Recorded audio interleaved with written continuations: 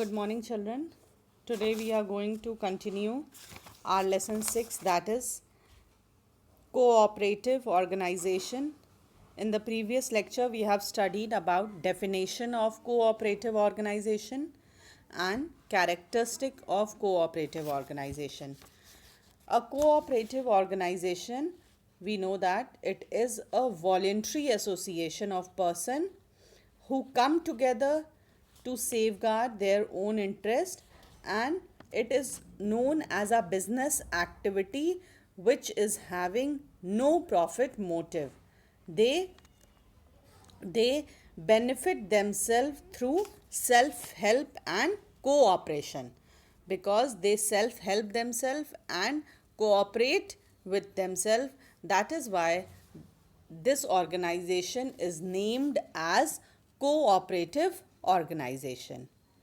Now there are some advantages of this organization, that is, you can see it: easy formation, open membership, democratic control, limited liability, elimination of middleman's profit, state control, stable life, voluntarily organization, sources of finance, separate legal entity, distribution of surplus, self help through mutual cooperation, and state control.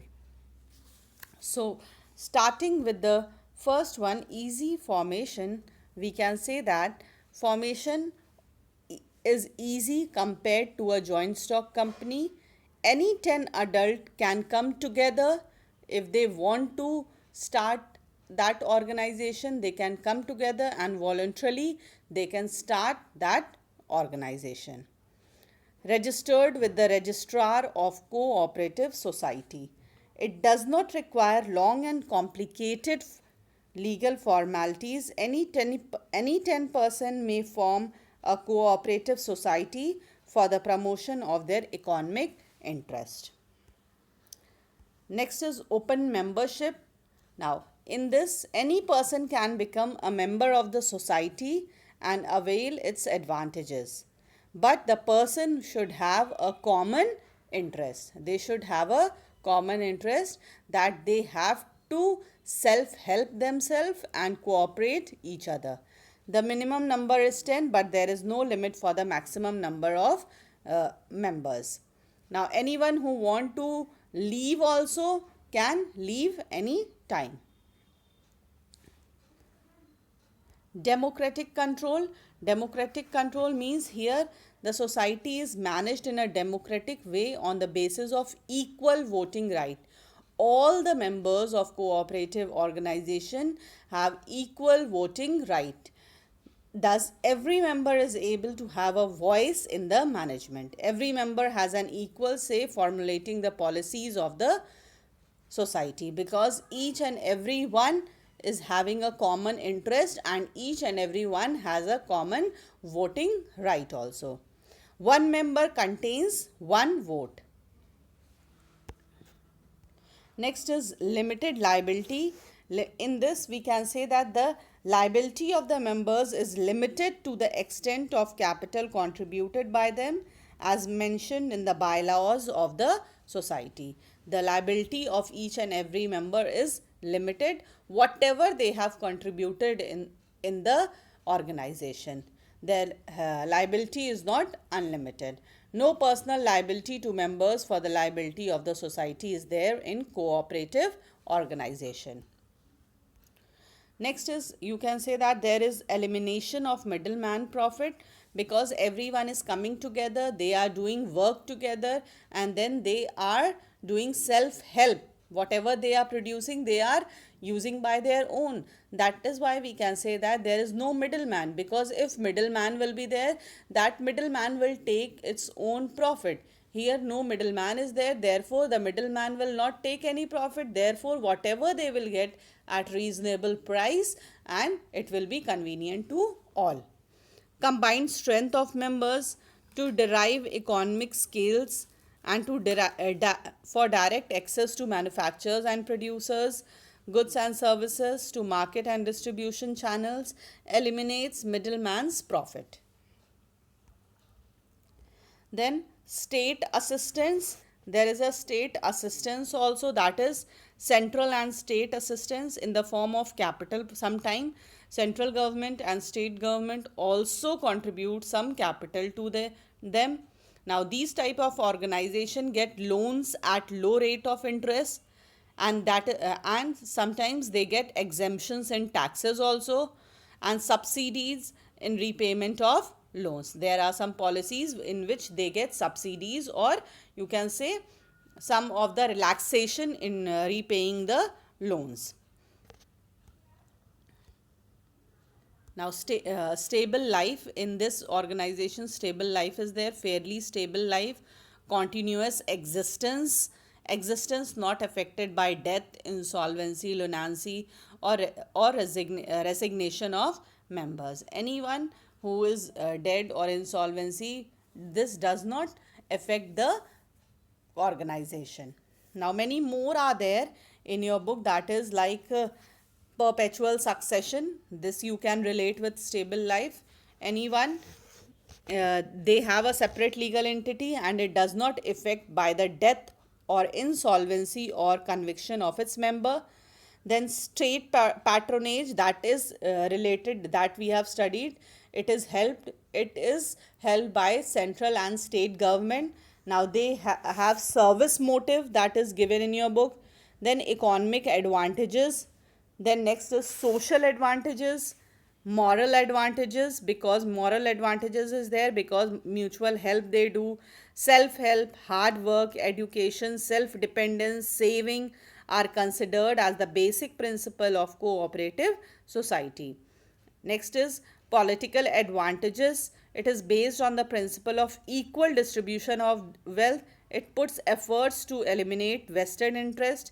Next is low management cost. Some of the expenses of the management are saved by the voluntary services of the members, because voluntarily they are doing their work. So some of the expenses are not taken by the members of the society.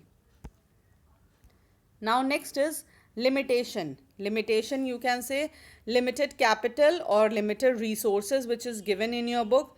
Inefficient management, here problems in management, lack of motivation is there, lack of cooperation is there, dependence on government is there, lack in commitment, poor infrastructure, lack of awareness, lack of quality management, dormant membership, and cooperatives are also unable to evolve strong communication and public relations strategies which can promote the concept of cooperation among the masses.